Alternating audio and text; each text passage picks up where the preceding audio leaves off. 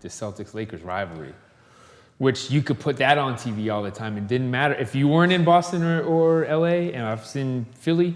I did want to watch those games though, because the rivalry, that's a thing I feel like is just missing right now, a true rivalry like that. I agree with that. Racism played a big part. Because you have Los Angeles, Black team. the black team, free, Yep. nonchalant, and then you have Boston, white, racist. But they battled on the court as players. Yes. There was no race here. There was no race here between the players. No matter what was said on the court, the players wasn't racist. Yep. And you get to actually root. You get to root for it. You get to just, yes, go. Like, and that was, it seemed like to me, racism was between these two teams. And that's why that rivalry was so big for America. And every time the Lakers won, it's like, it was a little less racism in the world. Yeah. A little less racism in the world. And that's how I grew up feeling. Like Lakers won. I'm just gonna throw a disclaimer out there. That's a broad brush that he just labeled those cities like that. So no offense to anybody. No. This is what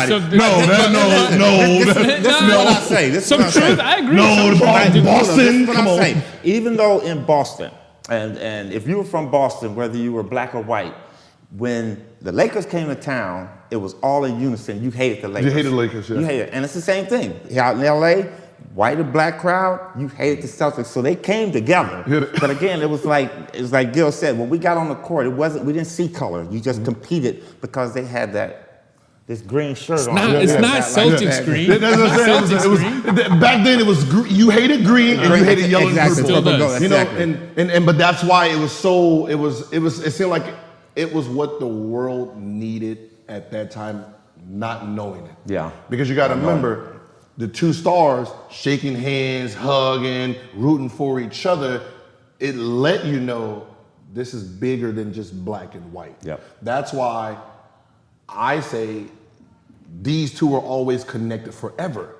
When you say Bird, and you got to say the other one. You can't say one. Like when you say Mount Rushmore and you're trying to replace, either you replace them both or you keep them both. You can't say one without the other because it was the yin and the yang of the world. Even though no one ever admits it, it was like one of those things when you went to school after a Laker win, it was like, okay, I ain't gonna be called the N-word today. Cool. No, listen, let me ask you this, Gil.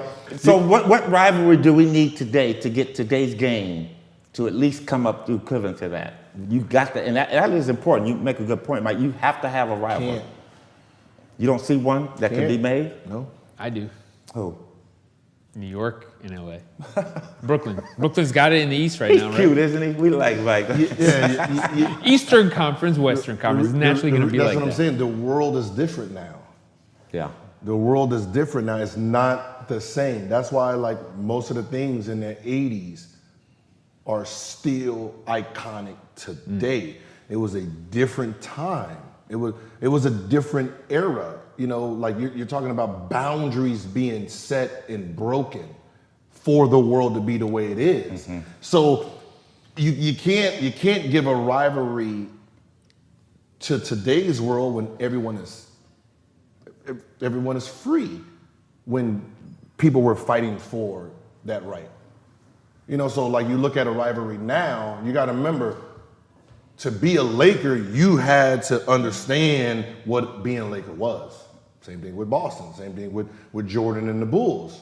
Well, there's no loyalty now. And you know, Gil, that's what I try to tell players now. The young players with the Lakers, every now and then, this was last year before COVID hit, but you see them, and you know, they put that Laker uniform on, they don't understand the significance of that. You don't understand. You have to understand the significance of that jersey.